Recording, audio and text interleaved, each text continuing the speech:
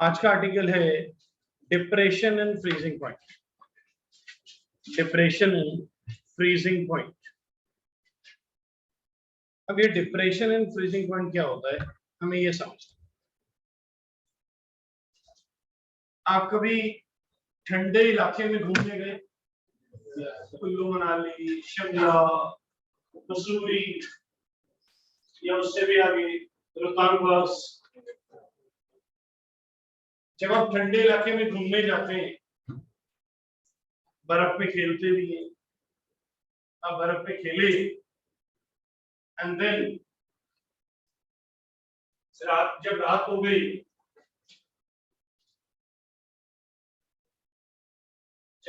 गई, सुबह तो खेलते रहे, जब रात हो गई तो जाके होटल में सो गए। होटल के अंदर जाके आपने क्या किया? हीटर जला लिया, कंबल ले लिया एंड गरम गरम फूड खा लिया।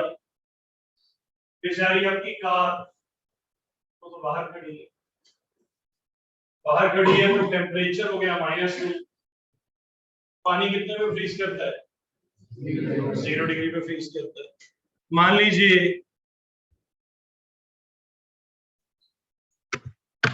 बाहर टेम्परेचर हो गया -2, -3, -5।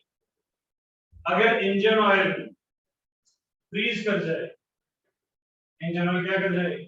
फ्रीज। तो क्या हो? आप सुबह गाड़ी स्टार्ट करने की ट्राई करेंगे तो गाड़ी स्टार्ट नहीं। इंजन ऑयल तो क्या बन चुका? सॉलिड। उसके अंदर पेट्रोल भी डालते हैं, डीजल डालते हैं कारों में।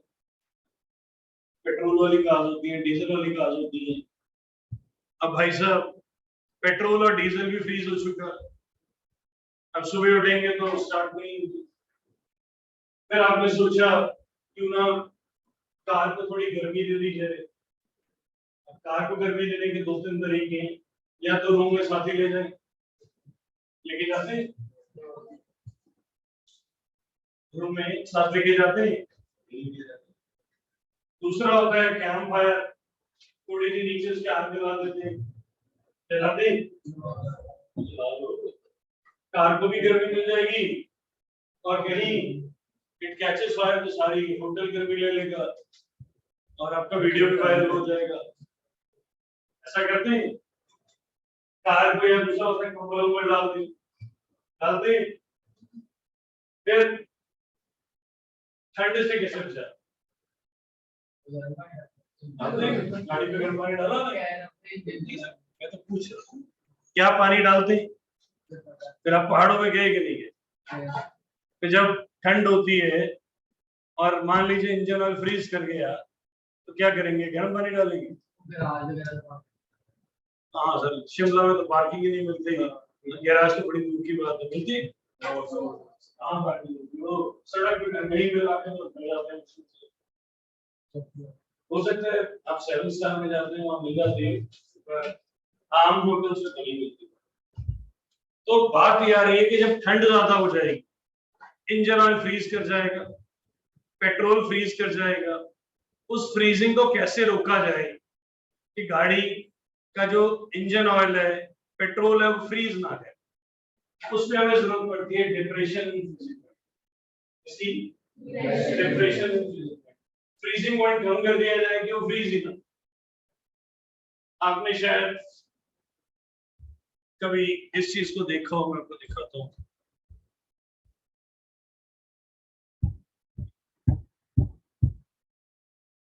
You have seen this? Yes. Helicopter? Yes. पक्का? Yes. जो हेलीकॉप्टर होता है, अब ये कोई किसी कोल्ड प्लेस की पोजीशन दिखाई गई है, बहुत ठंडी जगह की। इंडिया की सबसे कोल्डेस्ट प्लेस है सियाचिन, जहां पे गर्मियों में टेम्परेचर -20 और सर्दियों में -50 और -60 होता है। अभी आपने देखा होगा इंडिया चाइना बॉर्डर पे रिवॉल्यूशन स्टार्ट हो गई थी, तो वो बहुत ही एक्सट्रीम कंडीशंस थी, वहां पे सर्वाइव करना बड़ा मुश्किल था। तो Indians have more fighting spirit. उन्हें पता था चाइना वाले यहाँ से ठंड में भागने वाले हैं, क्योंकि उन्हें इतनी ठंड की आदत नहीं थी। एंड अब वहां पे खाना पहुंचाना है, इतनी ठंड में खाना पहुंचाना है, ट्रेन है नहीं, सड़कें बर्फ से भरी हुई हैं, रॉकेट से खाना फेंक नहीं सकते, एक अकेला मेथड है कि हेलीकॉप्टर से वहां खाना पहुंचाया है। वहां इतनी ठंड है कि जब वो आलू या टमाटर ऊपर से नीचे गिरते हैं और नीचे वो उठा के अंदर लेके जाते हैं, इतने में वो हार्ड आइस बन जाता है और उसको नॉर्मल रूम टेम्परेचर में लाने के लिए, खाने के लिए प्रेशर कुकर में 7 सीटियां बजानी पड़ती है। अगर वो आलू उन्होंने हेलीकॉप्टर से नीचे गिरा, यहाँ पे सियाचिन में नीचे गिरा, वो उठा के अंदर लेके गया, खाना है तो बॉईल करना पड़ेगा। घर पे जब बॉईल करते हैं 1 या 2 सीटी मारते हैं तो आलू बॉईल किए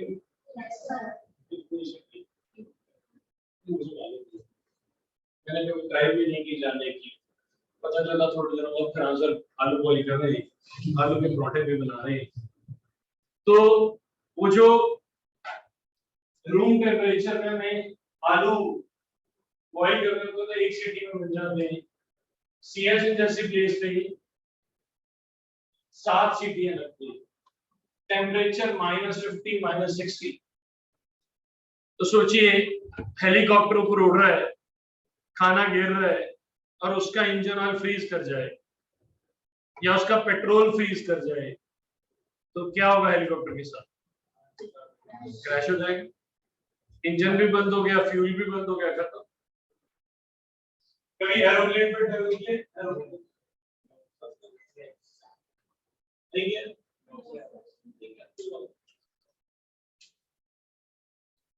हो सकता है किसी खास मूवमेंट के लिए बचा के रखा हो, शादी के बाद घूमने जाऊंगा एरोप्लेन, जब डर लगेगा तो पड़ोस वाला हाथ पकड़ के बैठ जाऊंगा कि मुझे डर लग रहा है, ऐसा तो नहीं कि वैसे पकड़ लो। ये मैं यही कहने लगा था, चेक कर लेना वाइफ अपनी हो किसी और की ना हो, इसका हाथ पकड़ लेगा तो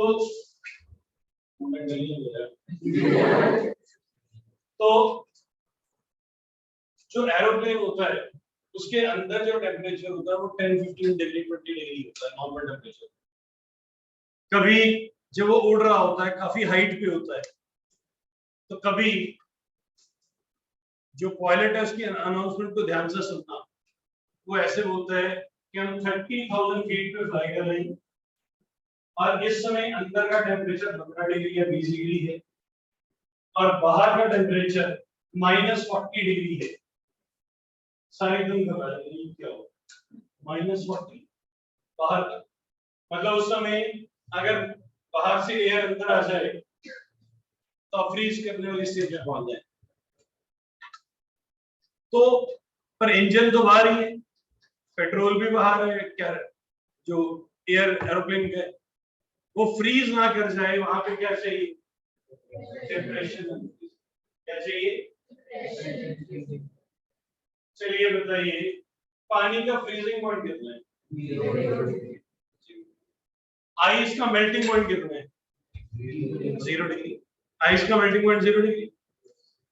अब कनाडा अमेरिका जहां पे ठंड ज्यादा पड़ती है, मान लीजिए बाहर का टेम्परेचर है -10 -5 और स्नो पड़ गई, स्नो फॉल हो गया, बाहर का टेम्परेचर कितना है? -5। क्या स्नो मेल्ट होगी?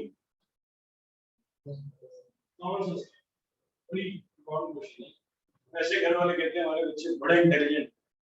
आप बताइए बाहर का टेम्परेचर है -5, कितना?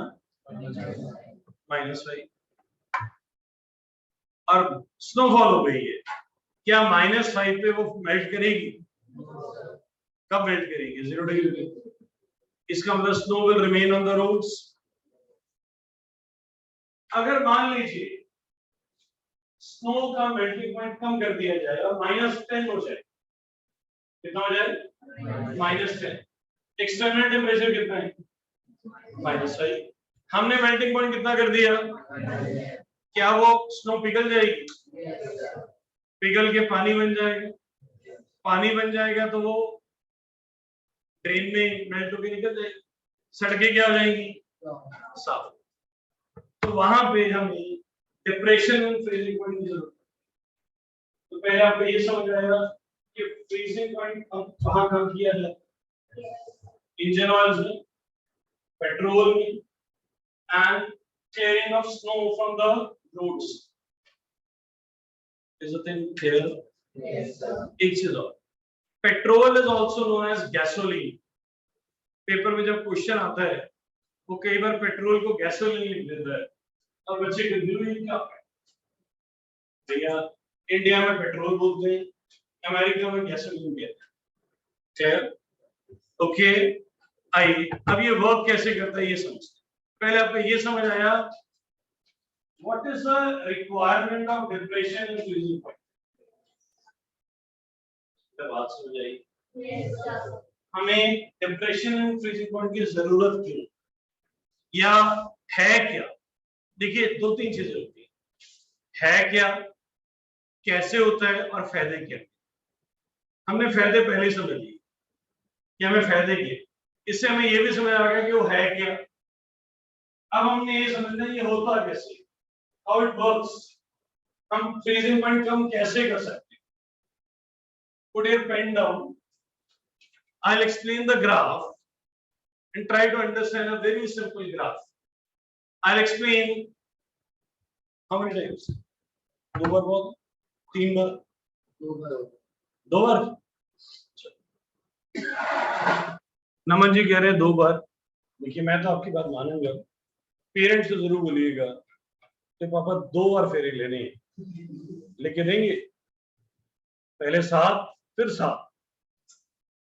ये देख तेरे लिए मैं एरोप्लेन भी लेके आया कि आप देख पाएंगे एरोप्लेन कैसा होता है। देखा है? बैठे? बैठना है, ठीक है, आ जाओ। आइए अब हम आपको ये क्लियरिंग ऑफ रोड वाला कंसेप्ट है, क्लियरिंग ऑफ रोड वाला कंसेप्ट है। ये रोड क्लियर कर रहे हैं, जो आइस गिरी होती है, स्नो गिरी होती है, उसे क्लियर कर। अब हमने समझना है, ये तो समझ आ गया कि डिप्रेशन इन फ्रीजिंग पॉइंट क्या होता है। अब हमें ये समझना है कि ग्राफिकली कैसे कंसेप्ट काम करता है। तो आइए मैं आपको ग्राफिकली समझा रहा हूं। हम एक क्लियर पेज ले लेते हैं, ये एक बिल्कुल क्लियर पेज है और यहाँ पे हम अब ग्राफ ड्रॉ करते हैं। टॉपिक चल रहा है depression and freezing point, depression freezing point, depression and freezing point.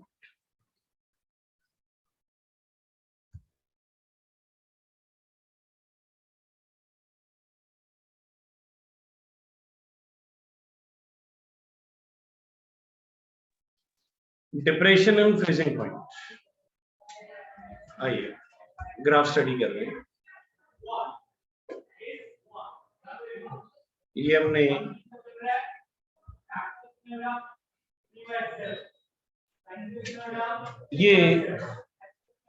हमने दो लाइंस ड्रॉ कर दी।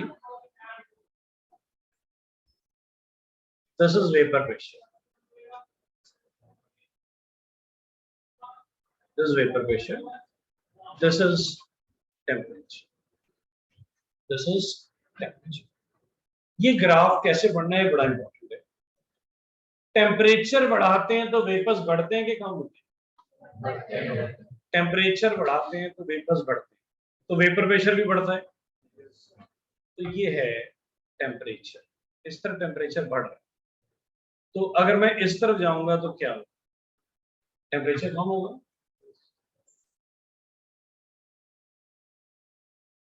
बात को समझिए, हम कैपिटल्स में ले लेते हैं। T is the temperature, this is temperature, and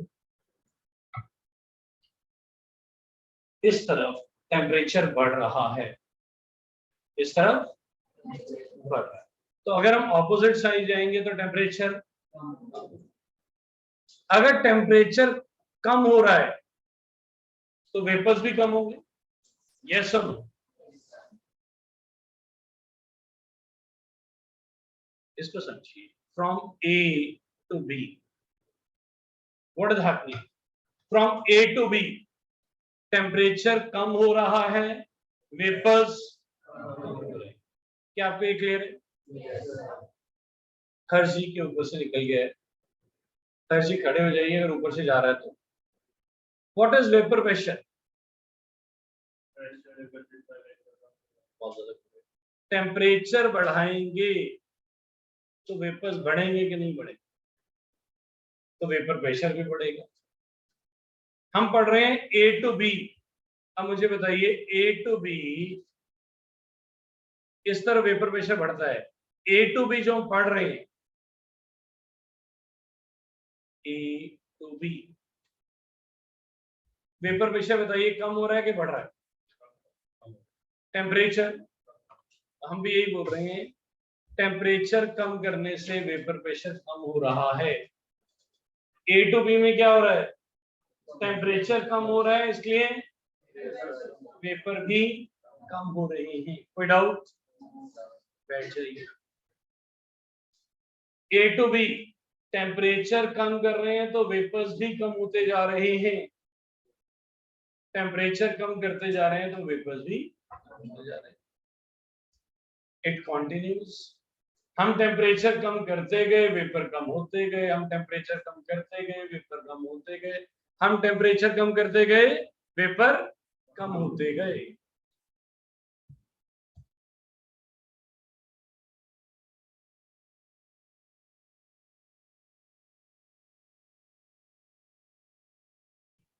temperature कम करते गए वेपर प्रेशर कम होता गया, टेम्परेचर कम करते गए वेपर प्रेशर कम होता गया। पर कभी ना कभी टेम्परेचर इतना कम हो जाएगा, कभी ना कभी इतना कम हो जाएगा कि वो लिक्विड फ्रीज कर जाएगा। कभी ना कभी टेम्परेचर इतना कम हो जाएगा कि लिक्विड फ्रीज हो जाएगा। होगा कि नहीं होगा? पानी को इमेजिन करिए, पानी, अल्कोहल से बाहर आइए, अल्कोहल को मत सोचिए, पानी के बारे में सोचिए। दूध आप पीते नहीं है, अल्कोहल आपको मिलती नहीं है, सिर्फ पानी के बारे में सोचिए। टेम्परेचर कम करते जा रहे हैं, वेपर्स कम होता जा रहा है, टेम्परेचर कम करते जा रहे हैं, वेपर्स कम होते जा रहे हैं, तो कभी ना कभी पानी क्या हो जाएगा? फ्रीज। और जब पानी फ्रीज होगा तो what is the change in the physical state? A liquid converted into solid. Now liquid is converted into solid. पानी आइस बन गया है, और जब पानी आइस बनेगा evaporation will be very very less. Ice evaporate करती है, evaporation take place at all temperatures, but solid की evaporation बड़ी कम होती है, तो there will be a sharp fall in the vapor pressure. बात को समझिए। और सर पानी का टेम्परेचर कम करते गए वेपर्स कम होते गए, टेम्परेचर कम करते गए वेपर कम होते गए, कभी ना कभी वो क्या करेगा? फ्रीज करेगा।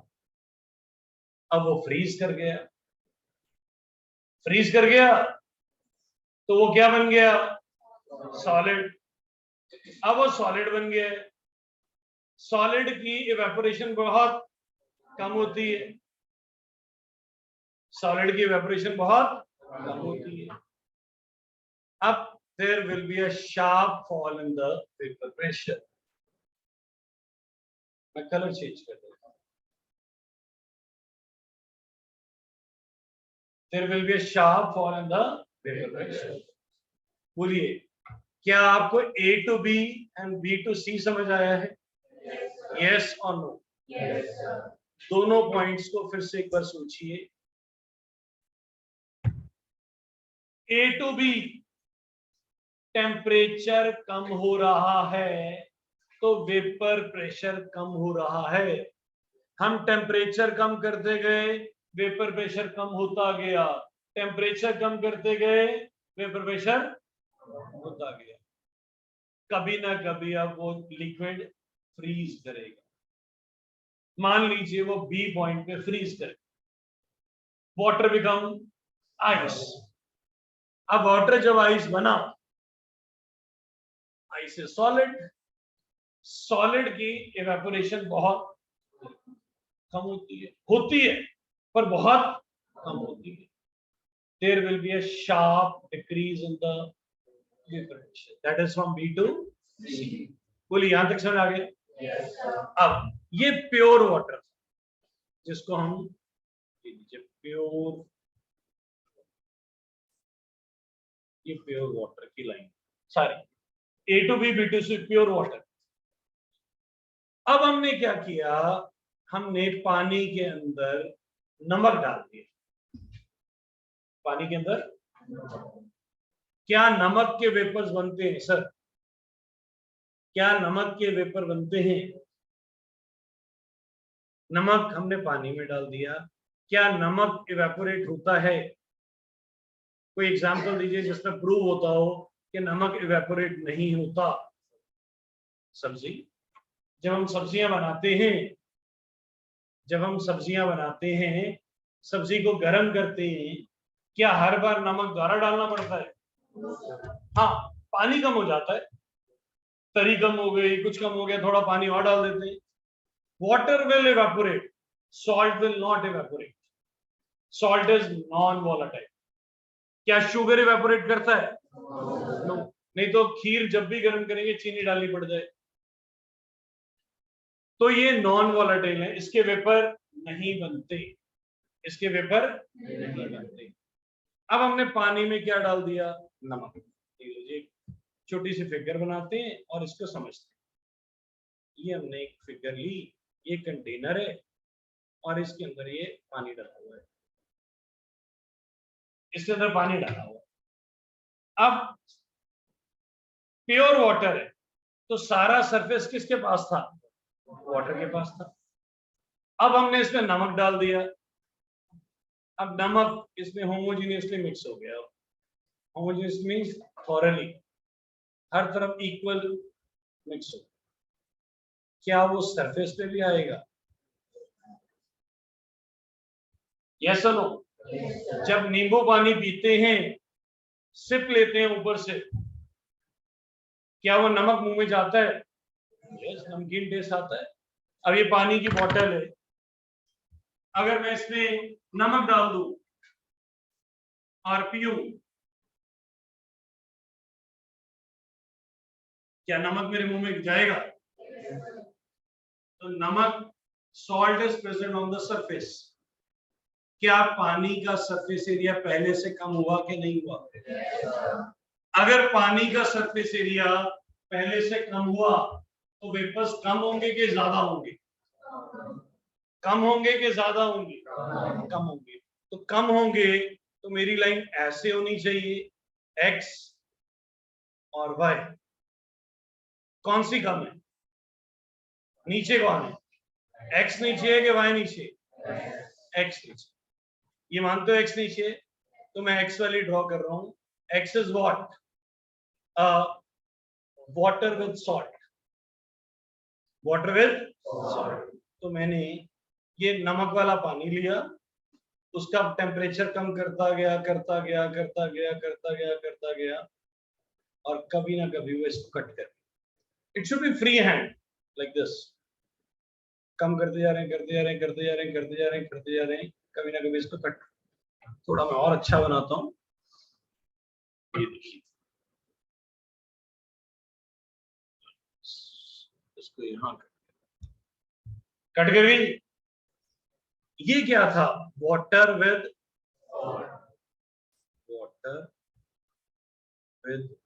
सॉल्ट, जिसको हम बोल सकते हैं a solution containing non-volatile solute। क्या बोल सकते हैं? solution contain non-volatile solute, मतलब जो जिसके वेपर नहीं बनते। अब ये पहले फ्रीज करता था, प्योर वाटर यहां फ्रीज कर रहा था पॉइंट बी पे, ये मान लो 0 डिग्री था। 0 नहीं लिखते होते, इसको लिखते हैं एफ पी। क्या लिखते हैं? F means freezing point. क्या बोलते हैं? And this will be a new freezing. अब ये बताइए F P dash, F P dash, F P dash less than F P और greater than F P, that is called depression. Depression मतलब कम कर देना। फ्रीजिंग पॉइंट क्या हो गया? बोलिए, समझ आया है? Yes, sir. कितने स्टूडेंट कहते हैं फिर से? और शर्माइए मत, आइए एक बार फिर से। आप नहीं भी कहते तो भी मैंने कराना ही था। आइए फिर से।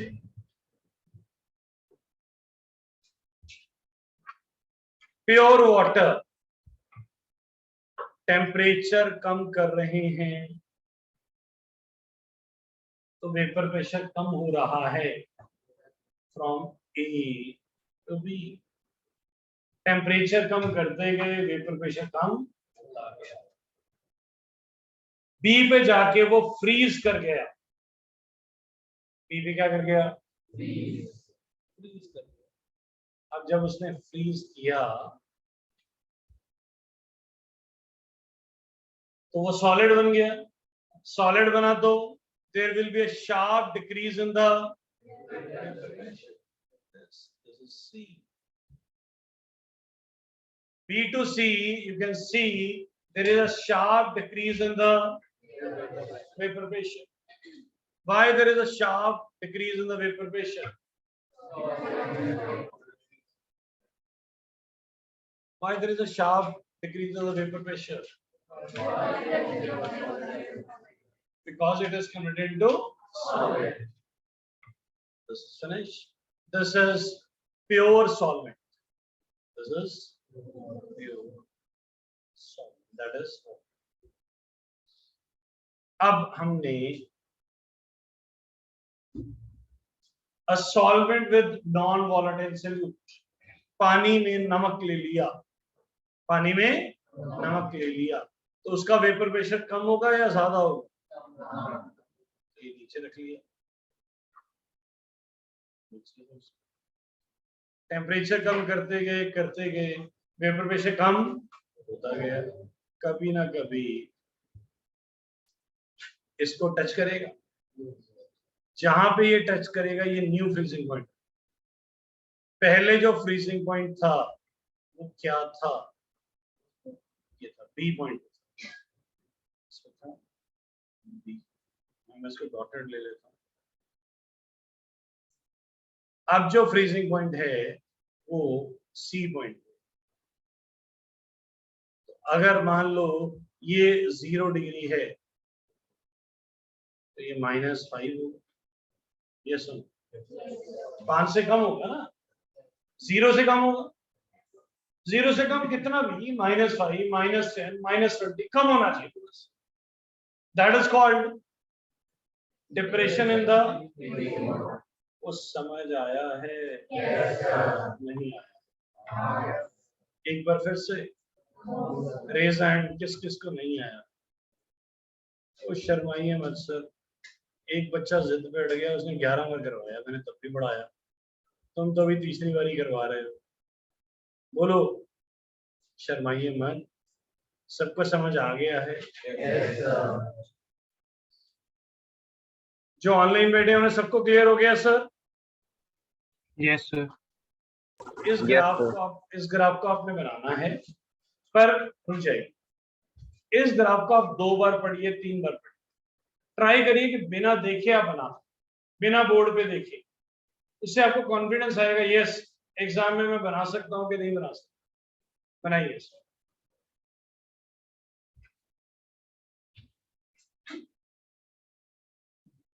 अब ये हो गया डिप्रेशन एंड फ्रीजिंग पॉइंट। अब जो डिप्रेशन है वो है कितना? इसे लिखते हैं डेल्टा टी एफ, एक तो है F P dash minus F. Change positive ही होगा, पॉजिटिव मीन्स कम हुआ है, अब उसको नेगेटिव साइन में मत लेते बैठ जाना। Change is what, positive, 5 degree 3 degree what. दूसरा इसका फॉर्मूला होता है delta T F is equal to K F into M. Delta T F is what, change in freezing point या depression in freezing point. K F molar depression constant, लिख लो delta T F depression in freezing point, K F molar MOLAL molar depression constant. M molality, M is molality, M is molality, M is molality। आइए अब मैं तुम्हें एक चीज सिखाने लगा हूं जो किताब में नहीं है। देखिए मैं यहां पे एक लाइन ड्रॉ करता हूं,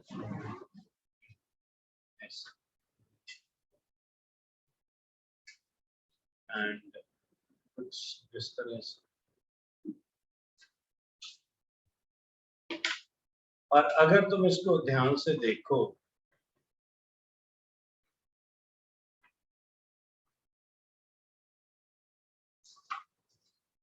ये ग्राफ किसका है, एलिवेशन इन बॉइलिंग पॉइंट किसका है, ये एलिवेशन इन बॉइलिंग पॉइंट का ग्राफ है। और अगर मैं इसको ऐसे बना दूं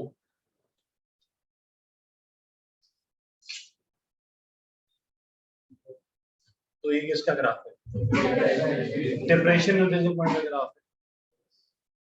रियलिटी में ये एक ही ग्राफ है,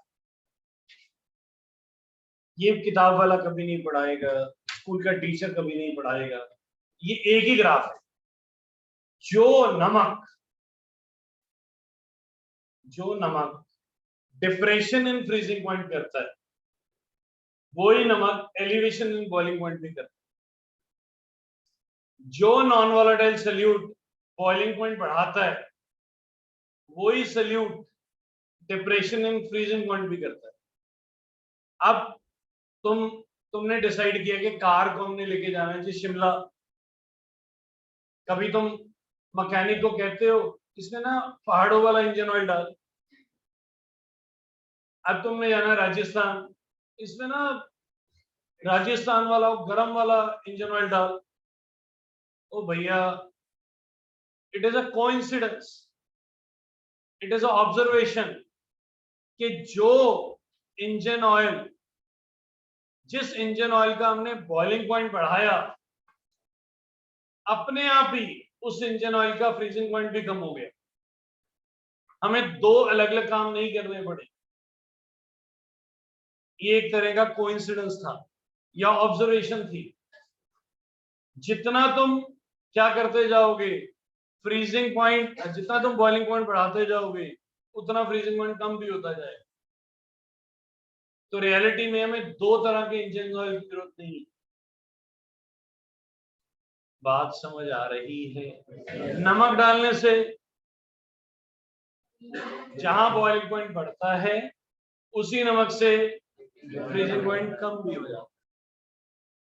तो बुक में ये दो डिफरेंट आर्टिकल्स पढ़ाए जाते हैं। हमने भी आपको दो पढ़ाए क्योंकि सिलेबस में दो डिफरेंट आर्टिकल्स, बट रियलिटी में ये दोनों एक ही आर्टिकल। और ये आपको डाउट क्रिएट करेगा अगर आप ये नहीं समझेंगे कि भैया नमक ही तो क्या कर रहा था, बॉइलिंग पॉइंट बढ़ा रहा है, नमक ही भैया बिल्कुल ग्राफ ही है क्या, ध्यान से देखो। ग्राफ ही, हाँ इस ग्राफ के दो हिस्से कर दिए गए कि आपको ज्यादा अच्छा समझ आ जाए, पर स्कूल वाला ही टीचर ये चीज नहीं बताता कि ये एक ही ग्राफ है, इसीलिए इन दोनों का फॉर्मूला भी मिलता जुलता है। ये देखो डेल्टा टीबी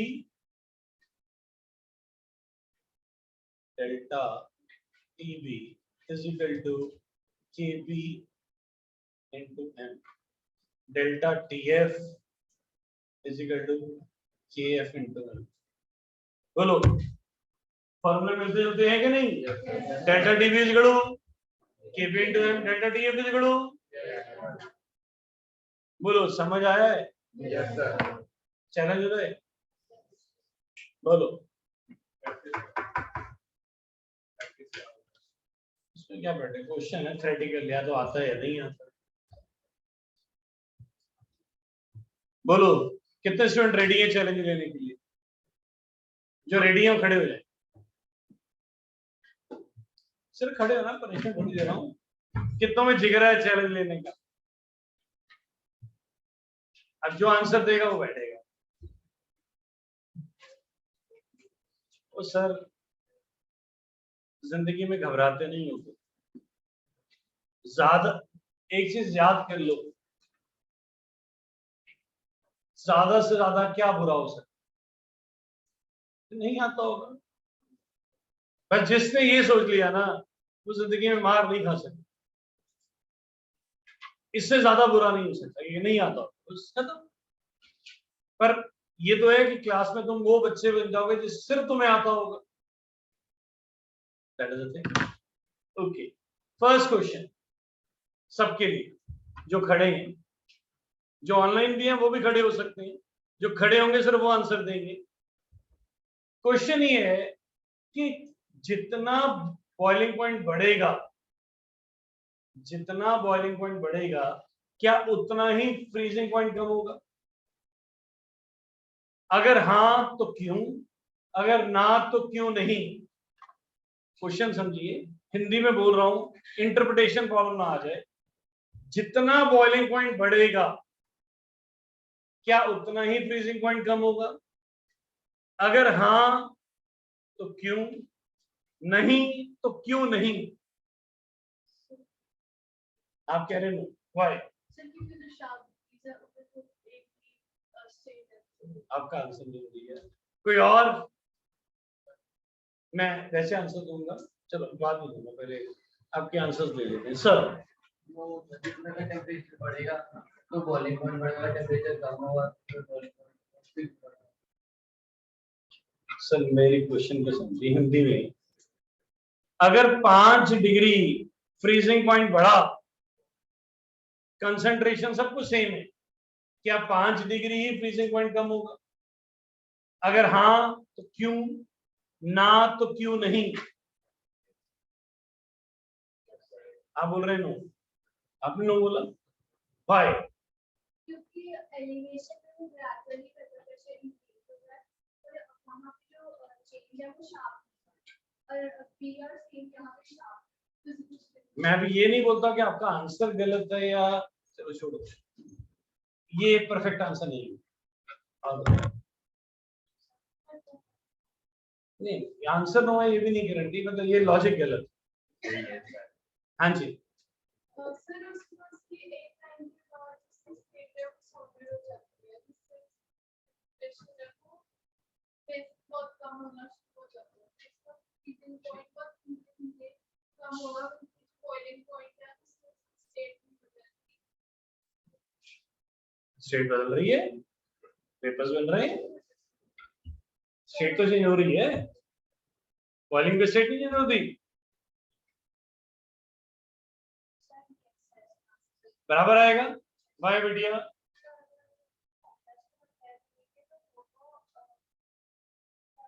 अगर पोलैरिटी सेम है तो आंसर भी सेम आएगा, यही कह रहे हैं। Anybody else please?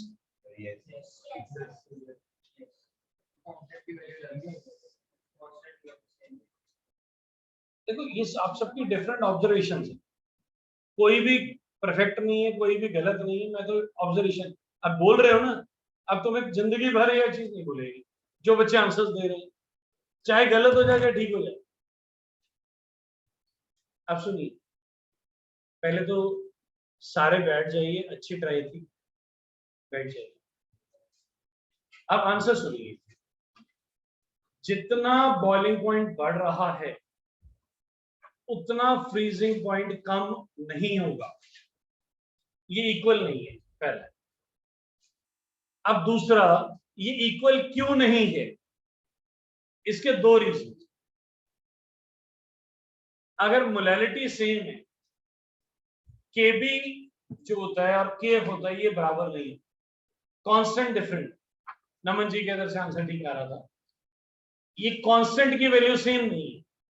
Naman ji good, ये कांस्टेंट की वैल्यू सेम नहीं होती, इसलिए आंसर्स में फर्क आए, पहला। दूसरा, elevation in boiling point is infinite. आप 100 डिग्री को बढ़ा के 1000 डिग्री पे ले जाओ, 2000 डिग्री पे ले जाओ, जितना मर्जी बढ़ा लो, पर डिप्रेशन इज लिमिटेड। 0 से कम करके 273 से नीचे नहीं जा सकते आप। What the minimum temperature possible? 273 according to Charles law. तो depression is what? Limited. Depression is, elevation is, these two lines are not parallel. These two lines are not, ये ऊपर की तरफ ज्यादा खुली होंगी, नीचे की तरफ कम होंगी। ये रेलवे ट्रैक की तरह नहीं है बेटा। प्लीज अपने दिमाग से एक चीज गलत निकालो कि पैरेलल सीधे ही हो सकते हैं। नो, पैरेलल कर्वेचर भी हो सकता है, जैसे रेलवे ट्रैक में होता है। ये घूम जरूर रहा है, बट इसका डिस्टेंस बढ़ रहा है। नीचे से ऊपर देखोगे तो बढ़ेगा। It is somewhat like this. यहाँ पे शो नहीं होता। ओ भैया, स्कूल वाला भी नहीं शो करेगा, तो ऐसे शुरू में कम है, ऊपर जाके बढ़ जाता है। बात समझ आ रही है? क्यों? क्या दो रीजन है? पहला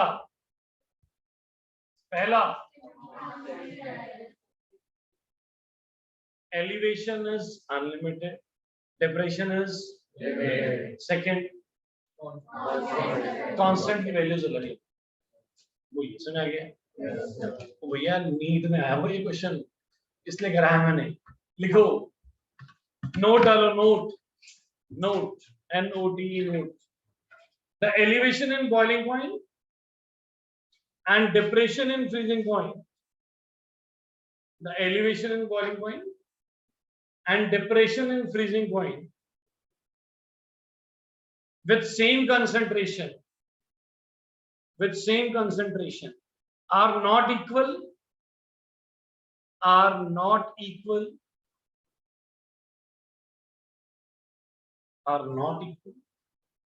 because first point, KB and KF are not equal. KB and KF are not equal. Second,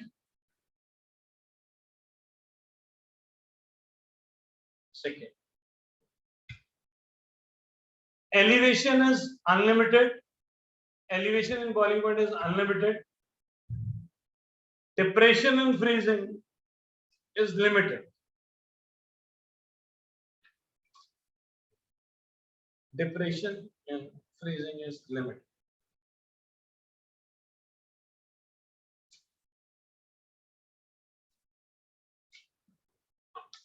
बोलिए, समझ आ गया?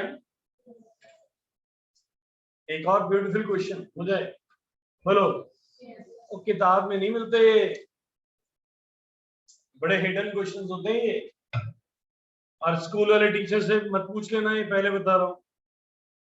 अगर उसको नहीं आता हो, झाड़ बड़ी पड़ेगी, तुम्हें पड़ेगी। Action and reaction are equal and opposite. तुम उसकी टांग खींचोगे, वो तुम्हारा पता नहीं क्या क्या खींच देगा, तुम्हें रगड़ देगा, क्लास से निकाल देगा, प्रैक्टिकल में नंबर नहीं देगा। अब क्वेश्चन ये है, क्वेश्चन लिखिए, the value of KB and KF depends upon, the value of KB and KF depends upon. जो KB और KF की वैल्यू होती है वो किस पे डिपेंड करती है?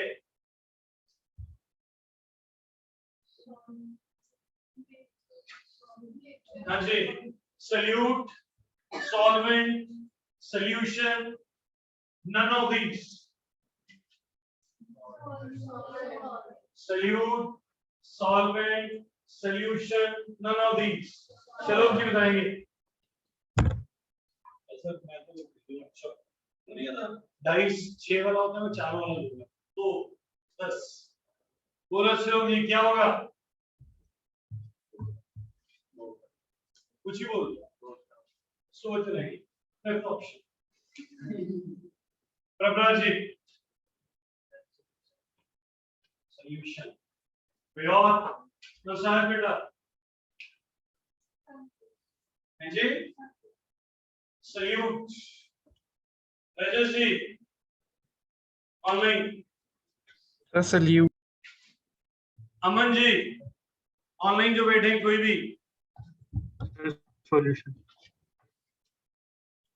तो भैया पुलिस भाई सर,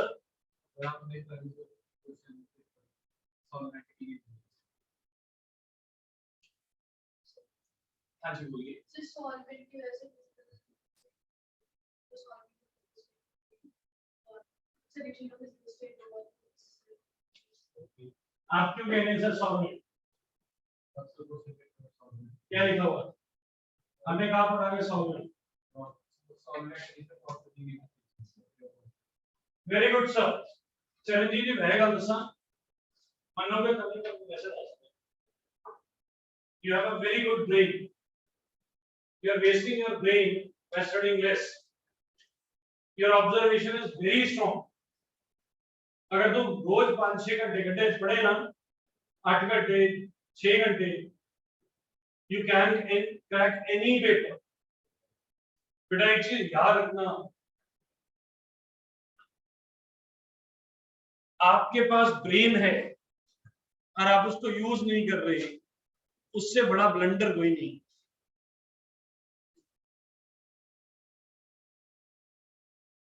बड़ी गलती आप कोई नहीं करते।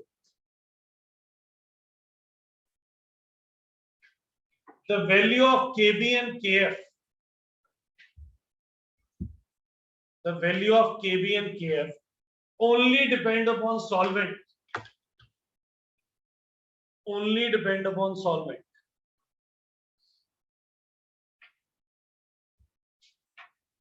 एक और लिखना चाहेंगे?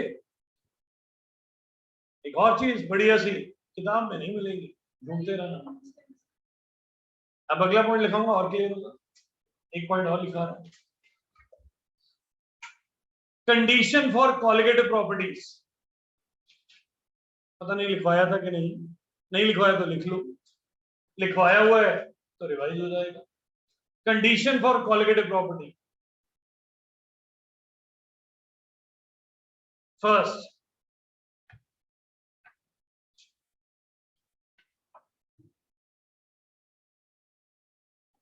solute should be non-volatile. Solute should be non-volatile.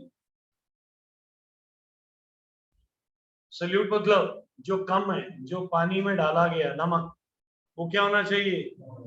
Second, the quantity of solute should be very very low. Should be very very low.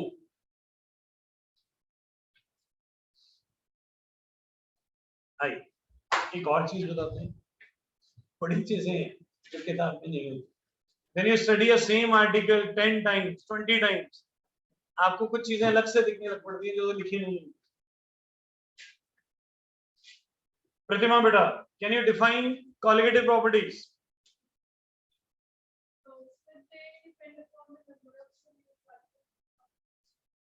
Colligative properties are those properties which depend upon number of solute particle but do not depend upon nature of the solute particle. तो भैया solute पे तो depend ही नहीं कर रही, तो Kb और Kf की वैल्यू भी solute पे डिपेंड नहीं करेगी। solute पे डिपेंड नहीं करेगी तो solution पे भी नहीं करेगी, तो सिर्फ किस पे करेगी? सॉल्वेंट पे। इसीलिए तो सॉल्वेंट होता है।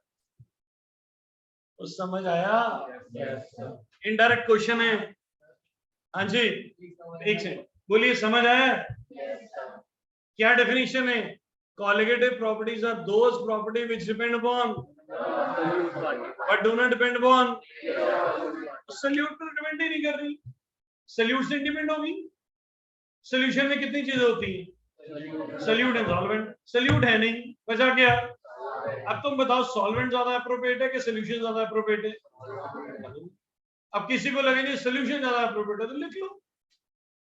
और न्यूमेरिकल में तुमने न्यूमेरिकल किया, चंद्रजीत ने भी बताया, केबी की किसकी वैल्यू दी होती है? सोल्यूट की, सॉल्वेंट की कि सोल्यूशन की?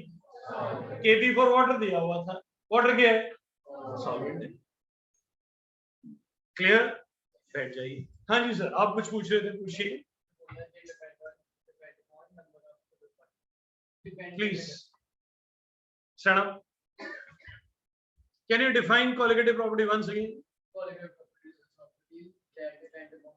नंबर ऑफ सोल्यूट पार्टिकल, उसका नंबर मैटर करता है, नेचर मैटर नहीं करती। नंबर तो उसकी क्वांटिटी है। कैसे होगा डायरेक्टली आप मुझे क्वेश्चन ही नहीं क्लियर हुआ मतलब डिपेंड कैसे करते भैया। नमक ज्यादा डालेगा, अगर तो नमक ज्यादा डालेगा तो पानी को सरफेस एरिया कम मिलेगा, तो वेपर प्रेशर कम हो जाएगा। तो डिपेंड कर रही है कि नहीं कर रही? उसने कहीं नहीं बोला डायरेक्टली कर रही है, उसने तो बोला डिपेंड कर रही है। क्या नमक डालने से बॉइलिंग पॉइंट बढ़ा? क्या नमक डालने से फ्रीजिंग पॉइंट कम हुआ? क्या नमक डालने से वेपर प्रेशर कम हुआ? तो डिपेंड कर तो रही है। डिपेंड करने का मतलब ये नहीं है डायरेक्टली है कि इनवर्सली है। डिपेंड करने का मतलब एक चीज हिलाने से दूसरी चीज हिलेगी। डायरेक्टली या इनवर्सली वो अलग इश्यू है। कुछ केसेस में डायरेक्टली और कुछ केसेस में फ्रीजिंग पॉइंट में इनवर्सली, एलिवेशन में डायरेक्टली। बोलिए समझ आया सर? आइए अब इसका फॉर्मूला लेते हैं। क्या फॉर्मूला था? Delta TB is equal to delta TF is equal to kf into m. Write down a question please. Write down a question please. Find the depression in freezing point.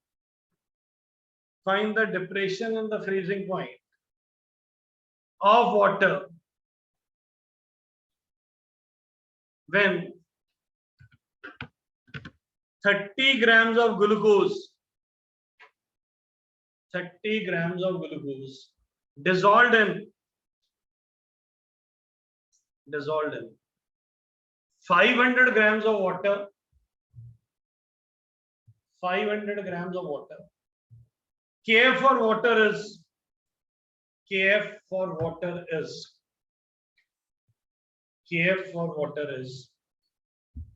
1.82.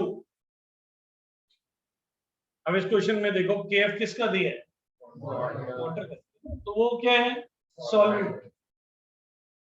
करिए solve.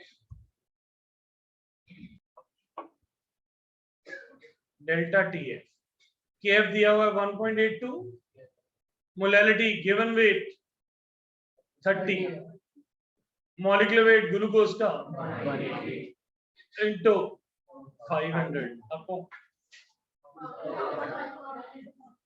ये जो भी आपका answer आता है 1000 है, आपने काट दिया तो 1/2 आ जाएगा। मैं देख रहा था कि आप ध्यान से भी देख रहे हैं कि नहीं। पड़ोस की कॉपी में भी ऐसे देखते हैं, उम्मीद करते हैं आप ध्यान से पढ़ते होंगे। तो ये 1000/500 आ गया। ये आपने कट कर दिया, काट दिया तो ये 2 है, ये काट दिया 6 है, तो ये 1.82 into 2/6, तो ये काट दिया तो ये 3 आ गया, ये काटा 2.61 अप्रॉक्स। चाहे डिग्री सी लिख दीजिए चाहे केल्विन लिख दीजिए, एक ही बात। बोलिए बात समझ आई है? ओके, होल्ड करिए, हम आपको एक क्वेश्चन और देते हैं।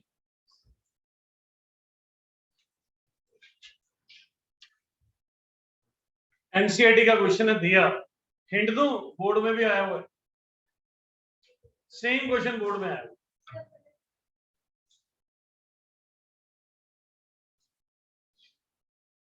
बच्चे, a 5% cane sugar in water has a freezing point 271, होना कितना चाहिए? पहले तो फॉर्मूला लिख दिया, delta TF is equal to KF into M। Case 1 मैं बात कर रहा हूं शुगर केन की। What is the depression in freezing point? 2.15, yes और नहीं? कितना फ्रीजिंग पॉइंट कम हुआ है? मान लो हमें वाटर का केएफ नहीं पता, केएफ ही रहने दिया।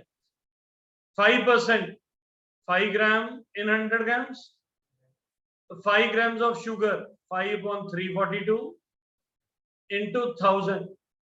100 ग्राम क्या है? 5 इन 100, 100 सोल्यूशन है, तो सॉल्वेंट कितना है?